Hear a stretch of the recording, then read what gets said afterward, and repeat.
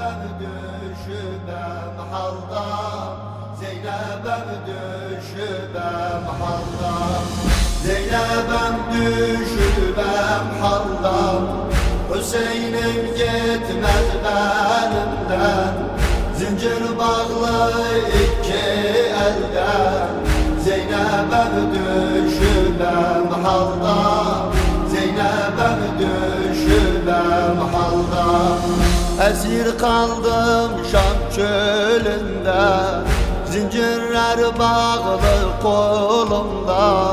Mühnete düştüm yolunda, Zeynep'em düşübem halda, Zeynep'em düşübem halda.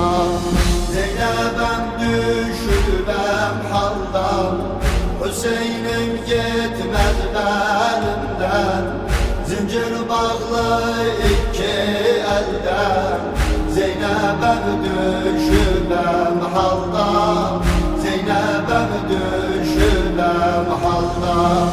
Ağlıya ağlıya kaldım, ellerim üzüme çaldım. Yetimleri dalla aldım, Zeynep'em düşübem halda, Zeynep'em düşübem halda. Zeynep'em düşübem halda, Hüseyin'im gitmez benimden, zincir bağlı iki elden. Zeynep'em düşübem halda, Zeynep'em düşübem halda. Düşübem derde mihnete, İşimiz gitti zahmete. Rabbim koy kavmi rahmete, Zeynep'em düşübem halda, Zeynep'em düşübem halda.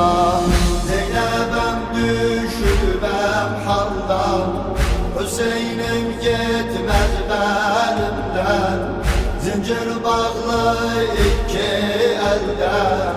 Zeynep'em düşübem halda, Zeynep'em düşübem halda. Şehitler yüreğimizde, atlar üstlerinde gezdi. Kaderimiz bile yazdı, Zeynep'em düşübem halda, Zeynep'em düşübem halda.